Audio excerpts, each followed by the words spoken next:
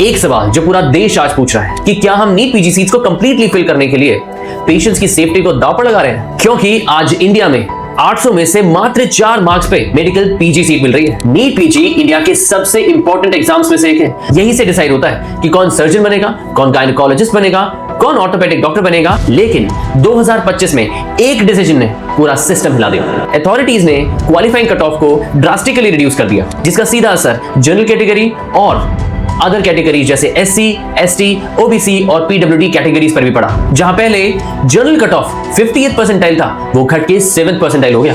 यानी यदि कोई एमबीबीएस डॉक्टर 276 मार्क्स पर क्वालिफाई कर रहा था, वही जनरल कैटेगरी में अब 103 मार्क्स पर भी क्वालिफाई कर चुका है। रिजर्व्ड कैटेगरीज भी जहां 48 परसेंटाइल पर एडमिशन हो रहे थे, अब यदि आप रिजर्व कैटेगरी में हैं और आपके मार्क्स 0 भी हैं, तो भी आप क्वालिफाई कर गए हो। मतलब नेगेटिव मार्क्स के बाद भी कैंडिडेट काउंसलिंग के लिए एलिजिबल हो गया। इसमें सरकार का ये कहना है कि सेकेंड मॉपअप राउंड के बाद भी 18,000 सीट की लगभग खाली बच गई थी, और यदि हम कट ऑफ को रिड्यूस नहीं करते तो ये 18,000 सीट्स भर्ती कैसे? और अगर हम कट ऑफ को रिड्यूस नहीं करते तो ये सारी 18,000 सीट्स वेस्ट हो जाती। इसीलिए बोला गया एलिजिबिलिटी को बढ़ा दो तो ये सीट्स भी फिल हो जाएंगी। एलिजिबिलिटी को बढ़ाने के लिए कट ऑफ को रिड्यूस कर दिया गया, तभी ये 18,000 सीट्स भी फिल हो पाई। लेकिन थर्ड मॉपअप राउंड के बाद जो रिजल्ट्स निकल कर आए, उसने सबको शॉक कर दिया। हरियाणा के एक गवर्नमेंट मेडिकल कॉलेज में 800 में से मात्र 4 मार्क्स पर एमएस ऑर्थोपेडिक सब्जेक्ट मिल गया। वहीं दिल्ली के गवर्नमेंट मेडिकल कॉलेज में ओबीजी एंड गायनी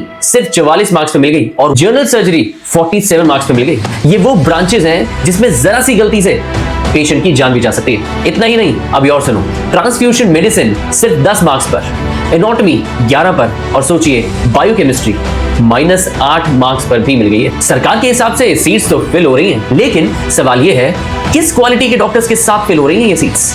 पीजी एजुकेशन का काम वीक स्टूडेंट्स को बेसिक चीजें सिखाना नहीं होता।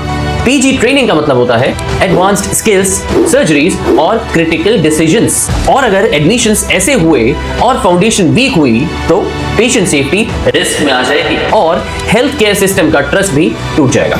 और इसलिए भी अब ये मैटर सुप्रीम कोर्ट तक चला गया है। लेकिन सीनियर डॉक्टर्स का कहना है जब फैकल्टी ऑलरेडी कम हो, जब हॉस्पिटल्स ओवर क्राउडेड हो और जब मॉनिटरिंग और एग्जाम स्ट्रॉन्ग ना हो, तो एंट्री स्टैंडर्ड्स गिराना सिस्टम को और वीक कर देता है। आप क्या सोचते हो? कमेंट करो और इस वीडियो को शेयर करो, क्योंकि ये इश्यू पूरे देश के फ्यूचर हेल्थ केयर से जुड़ा है।